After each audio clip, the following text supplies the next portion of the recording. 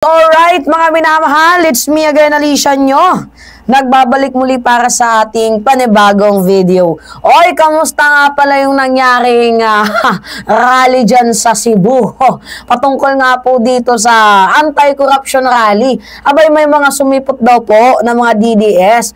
Nung sumipot, yung mga DDS, nagsialisan yung mga anti-corruption protestante. Kasi yung rally na yon aims para nga po dito sa mga corrupt na public official.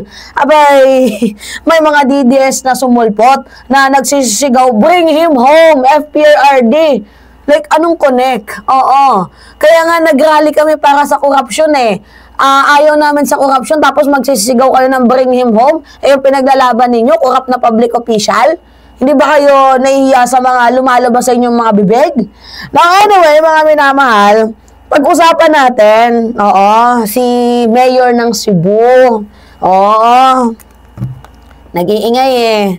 Para bang parang ang bitter ba dito kay Oreta. Tungkol dito nga po sa mga flood control. Bakit ngayon ka lang nag-ingay? Meron lang ipapakitang picture sa inyo mga minamahal. Ito, ayan. Sobrang linaw to. Yan, St. Gerard. Diba? Tapos ito pa. Favorite nila eh. Ito pa, meron pa. Ito pa. Yan. Ito pa.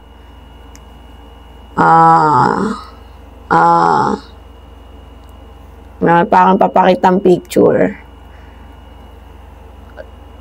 Yung pinag-uusapan natin ngayon, local ha. Kasi naawa ko sa mayor ng Cebu. Naawa ko sa mga taga Cebu. Kasi kung ano-ano yung pinapakalat ng mayor nila na anti-poor. Mga minamahal. Dapat kasi sa halip na magkukukuda itong si mayor ng Cebu, bakit hindi na lang natin tanungin, no? Kung ano pa ba ang iba niyang plano, tungkol dito sa kanilang lungsod. Sa traffic, sa waste management, sa housing, di ba? Lahat ng yan, mga urgent issue. Tapos ngayon, ang pinupush niya na narrative is yung mga ghost project. Tinitira niya itong si Oreta. Grabe ba? So ngayon, pag-usapan natin yan, mga minamahal. Kasi syempre, di ba, yung mga flood control anomalies talagang putok-batok issue ngayon eh. To the point na pati Cebu, ang dami ding mga flood control dyan, mga minamahal. Pero, dyan sa Cebu, yung mayor dyan, mayroon pong pinapalutang na kung ano-ano, tungkol nga po dito mga minamahal sa mga ghost project, hilig gumawa ng kwento, no? Yan yung pangit eh. Yung hindi pa nakaka-move on eh. Ikaw na nga nakaupo, dami mo pang hanas eh. Diba? So ngayon, tanong natin, bakit paulit-ulit na lang yung naratibo nilang ganito? So ngayon sa Cebu ngayon, mga minamahal, pinapalabas ni Mayor at ng ilang kritiko ang tungkol nga po dito sa mga Ghost Project and Flood Control Initiative. What a timing! Ang timing naman, no, sakto talaga sa panahon na mainit ang usapan tungkol sa flood control. Pero linawin natin, ha? Linawin natin. Kasi parang kinakawawa dito si Oreta, eh. So, ngayon, hindi kasi ito yung tinatawag na, paano ko ba ito explain sa inyo, mga minamahal? Hindi ito proyekto ng DPWH, yung tinutukoy nilang mga ghost project, kundi ito po ay isang local project. Di ba? Kaya hindi pwedeng isabit ng mga nasa ahensya tulad ng Malabon or ng NCR project. So, ang totoo dito, mga minamahal, kaya hindi nagawa ang project, hindi dahil sa ghost project siya, kundi kulang sa preparation ang dating administration. Yun po yung totoo dyan, mga minamahal. Walang maayos na built-up plans.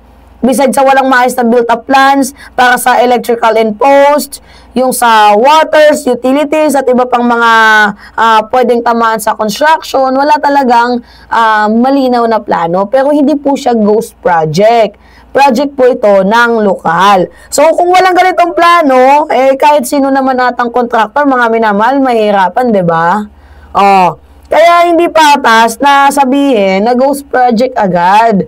Pinapalabas agad ng mayor dyan ngayon na para bang tila baga sobrang sama ni Oreta. 'Di ba? So, you know, yung pinaka-point ng vlog natin today, bakit ginagamit nila ang naratibo ng ghost project? 'Di ba? Kung saan sikat at viral ang issue na ito. Eh, syempre, mabenta to sa publiko ngayon eh. Pero malinaw mga minamahal na ang narrative na ito ay para lamang sirain. O, sino yung sisirain dito? Ang pangalan ng mga proyekto at ang mga taong involved. O, sino ba yon? Yung mga gustong targetin dito, sirain. Yan, si best friend, si Lenlen, o, si Oreta. Diba? Ang totoo, may hawak tayong tunay na dokumento dyan. Okay, papakita ko sa inyo mga minamahal na kung saan hindi agad natuloy lahat ng nakasulat dahil mayroon pong mga issue, sa pagkukontrata.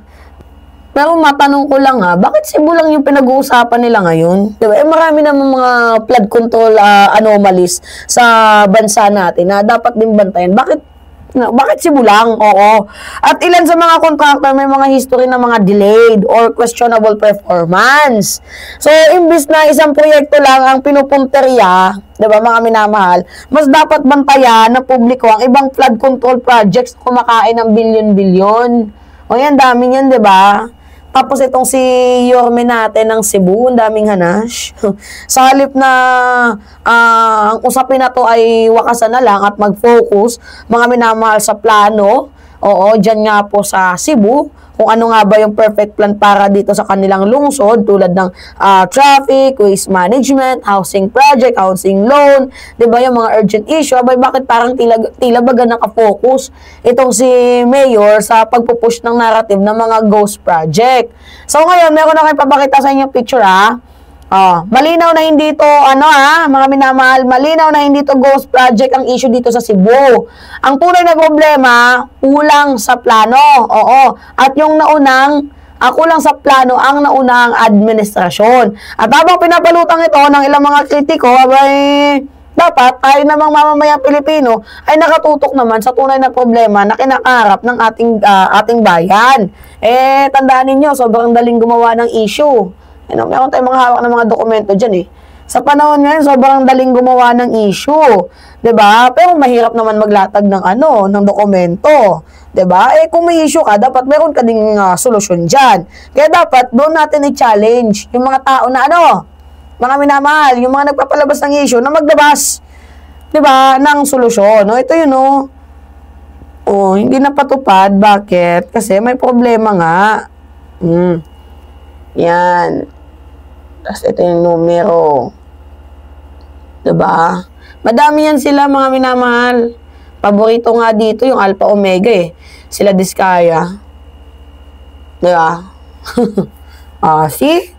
Ito pa Alpha Contractor Omega na naman.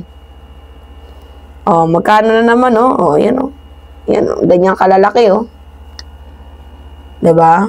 Nadaanan ko lang tong topic na to, mga minamahal, kasi naaawa ako sa mga taga Cebu Parang binabalot ng mark as completed binabalot ng mga naratibong hindi tama. Ito, Timothy Construction na naman.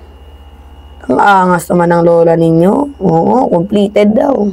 Yan, see? Diba? Kaya sa mga taga Cebu dyan, huwag kayong basta-basta magpapaniwala sa mga naratibo nila. Fact check din bago tayo mang-bash. So, yun lamang po. Yes, it's me again, Alicia nyo. Mga minamahal, nagbabalik muli para sa ating panibagong video. Maraming salamat at ingat, mga kababayan.